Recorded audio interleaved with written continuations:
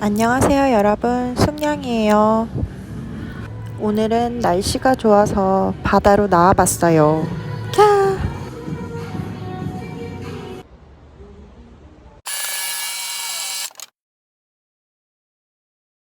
구독자 여러분께서 궁금해 하시는 질문에 대해서 몇 가지 준비해 봤어요. UX로 처음부터 대기업에 입사하는 게 쉽지 않다 이렇게 말씀하시는 분들이 많이 계신데, 그러면 첫 직장으로는 어떤 것이 좋으며 또 인하우스 기획자와 에이전시 기획자의 차이, 제 생각을 좀 담아서 여러분께 말씀드리려고 해요. 자, 그럼 지금부터 고고 싱! 우선 그냥 제 주변을 얘기를 해볼게요. 경력으로 같이 들어온 동기 5명이 있어요. LS, SSG, 인터파크, IMBC, 네이버 엔터테인먼트, 그리고 저 SK. 이런 식으로 뭔가 큰 대기업은 아니지만 어느 정도의 인지도를 가지고 있는 기업에서 커리어를 쌓은 사람들을 뽑는 것이 아닐까라는 생각이 좀 들었었거든요. 그런데 또 이게 또 정답은 아닌 것이, 또 다른 동료를 만났는데 그 동료는 디자이너긴 했는데 에이전시 출신이긴 했는데 뭔가 영상도 잘하고 뭔가 다양한 분야를 잘 다루고 있더라고요. 그래서 그런지 모르겠지만 어쨌든 에이전시임에도 불구하고 채용이 됐더라고요. 그래서 처음 듣는 에이전시였어요. 어느 정도 이름을 들어본 기업인 것이 좋겠지만, 그래도 본인의 능력과 소양이 정말 지금 이 회사에 필요한 직무와 연관이 있다면 뽑힐 가능성도 있지만, 그래도 좀 안전하게 웬만큼 되려면 어느 정도 들어볼 법한 그러한 대기업에 가서 커리어를 쌓는 것이 좋다. 그렇다면 어떤 대기업이 좋냐? 근데 사실 여러분, 이게 정말 웃긴 얘기일 수도 있는데, 제가 입사를 할 시점에는 카카오가 정말 조그마한 스타트업이었거든요. 그래서 제 입사 순위에 카카오가 없었어요. 이게 말이 되나요, 여러분? 그런데 그때만 해도 카카오는 정말 작았고, 나는 이런 기업보다는 더 큰 기업에서 일할 거야, 막 이런 생각에 가득 차 있었거든요. 근데 그 생각이 잘못됐던 것 같다는 생각이 들어요. 왜냐면 그 기업이 나중에는 다음을 먹을 삼켰고 큰 대기업화 되면서 완전 카카오가 커졌잖아요. 그런 걸 보면 조금 가능성이 있는 스타트업에서 커리어를 쌓으면 1부터 10까지의 일을, UX의 일을 다 해볼 수 있거든요.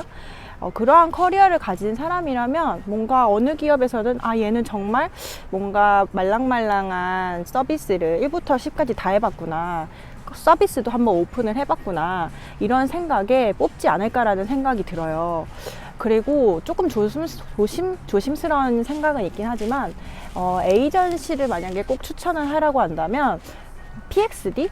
사실 저는 PXD랑 전혀 관련이 없고 일도 해본 적이 없어요. 그런데 PXD는 좀 기업에서 그래도 UX에 대해서 뭔가 조금 더 심도 있게 뭔가 생각하고 문제를 해결하려고 하는 방향을 가지고 있는 기업이고, 그리고 학회나 이런 데 나가면 PXD가 꼭 발표를 하거든요.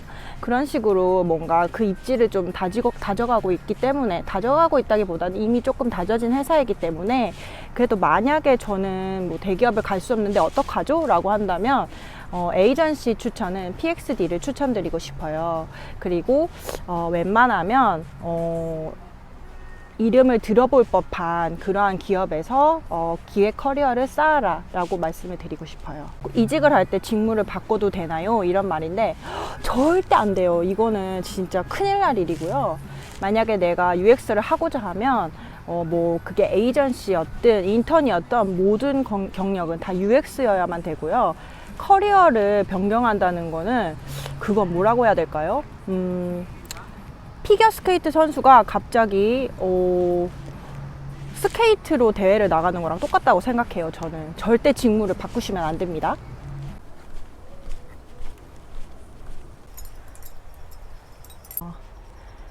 다음은 3번째 질문인데요. 그러면 대기업을 가려면 대학원을 가야 되나요? 아니면 대학원을 나온 사람들이 많나요? 이런 질문인데요. 대학원은 정말 기업 성향인 것 같다는 생각을 했어요. 왜냐면 첫 번째로 SK는 정말 90%가 UX 기획 다 대학원을 나왔었어요. 그래서 저도 입사를 하고 나서 이렇게까지 다 석사들이 모여서 이 서비스를 만든단 말이야? 라고 할 정도로 좀 놀랐었거든요. 그런데 삼성은 석사를 또 찾아보기가 힘들어요. 이게 또 신기하죠? 만약에 6명이 채용된다면, 신입 채용에서 석사도 신입으로 포함해서, 6명 중에 2명 정도는 석사가 뽑히는 것 같고, 회사를 다니면서 석사를 할 수 있는 그러한 환경은 아닌 것 같아요. 또 경력직 중에서 석사로 해서 오는 경우가 좀 있는 것 같고, 거의 대부분이 학부 출신 분들이 많으신 것 같은데 유독 또 박사분들이 좀 있어서 학석박 이런 게 조금 고루고루 되어 있다. 삼성은 그런 느낌이 있었어요. 석사가 만약 필요하다면 석사 어느 학교 어느 과가 좋아요 이런 얘기가 있었는데 이거는 내용이 길어질 것 같아서 다음 영상에서 또 대학원만을 다뤄서 또 여러분께 말씀드리도록 할게요.